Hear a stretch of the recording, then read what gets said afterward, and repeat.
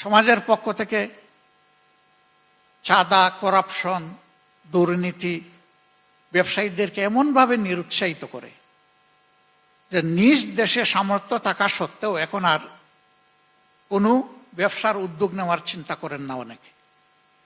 যেটা আছে এটাই বাঁচবে কিভাবে, সেই ত্রাহি ত্রাহি চিন্তা। আমরা যখন বিদেশি বন্ধুদের সাথে বসি, তাদেরকে আহ্বান জানাই, আসো। বলে কোথায় আসবো? তোমার দেশ তো স্টেবল না, তোমার দেশে তো লাল ফিতা, তোমার দেশে তো আমার জীবনের এবং আমার ফান্ডের হুমকি আছে, আমার ফান্ডের সেফটি ছাড়া আমি এখানে আসবো কেন? এরকম বহু দেশ আছে যারা আমাদেরকে এই কমফোর্টেবল এনভায়রনমেন্ট অ্যাসার্ট করবে। তোমরা এনভায়রনমেন্ট অ্যাসার্ট করো, আমরা আসব।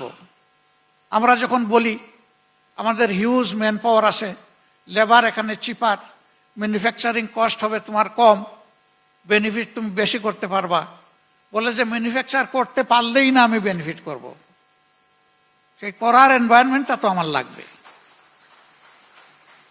এটা শুধু বিদেশি বন্ধুদের কথা না, এটা আমাদের সকল উদ্যোক্তা এবং ব্যবসায়ীদের কথা।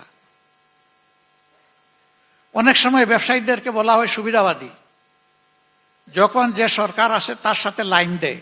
আমার কথায় কেউ মনে কষ্ট নেবেন না, আমি যা বুঝি তাই স্পষ্টভাবে বলার চেষ্টা করি। হ্যাঁ, কেউ লাইন দেয় মনের আগ্রহে, আর কেউ লাইন দেয় বাধ্য হয়ে।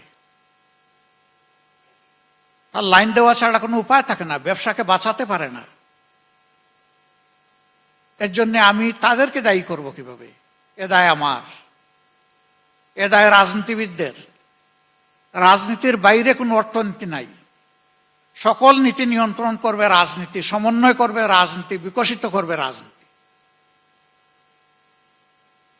মগজ ঠিক থাকলে গোটা শরীর ঠিক ফাংশন করবে। ব্রেন যদি ঠিক না থাকে,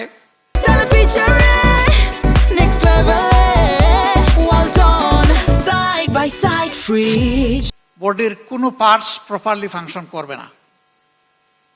ব্যবসায়ীরা সমাজের একটা গুরুত্বপূর্ণ অঙ্গ।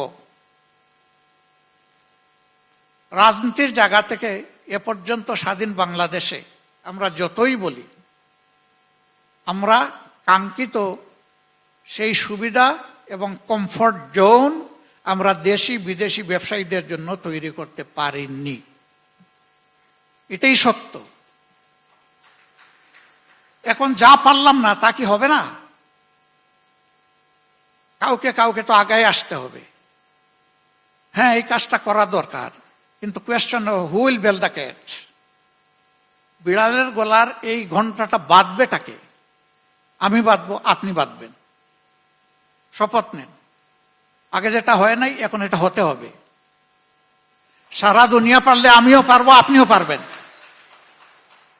আমাদের মেধাগুলা দুনিয়ার বিভিন্ন জায়গায় গিয়ে ওয়ান্ডারফুল কন্ট্রিবিউশন রাখতেছে। এই দেশে জন্ম নেওয়া শিশু অন্য দেশে তারা এক একজন ব্রিলিয়েন্ট চ্যাপ হিসাবে নিজেকে মেলে ধরেছে। আমার দেশে পারে না কেন? আমার দেশে পারে না, আমরা সেই পরিবেশটা তাদেরকে দিতে পারি নাই। এই জন্য আমাদের ব্রেনগুলোও ড্রেন হয়ে চলে যাচ্ছে অন্যত্র। এমনকি পাবলিক বিশ্ববিদ্যালয়, টেকনোলজিক্যাল ইনস্টিটিউট অ্যান্ড ইউনিভার্সিটি, এখানে যারা লেখাপড়া করেন তারা তো মেধার দিক থেকে একটা জায়গায়, তারাও হাইয়ার স্টাডির জন্য বিদেশ যান, কিন্তু ফিরে আসতে চান না। অনেককে যখন জিজ্ঞেস করি এদেশের দুলিকোনার সাথে তোমার সম্পর্ক, ভাই তুমি দেশকে ভুলে গেলা কেন? ওই যে দেশ তো আমাকে চায় না, আমাকে দেশ চাইলে আমি প্রস্তুত।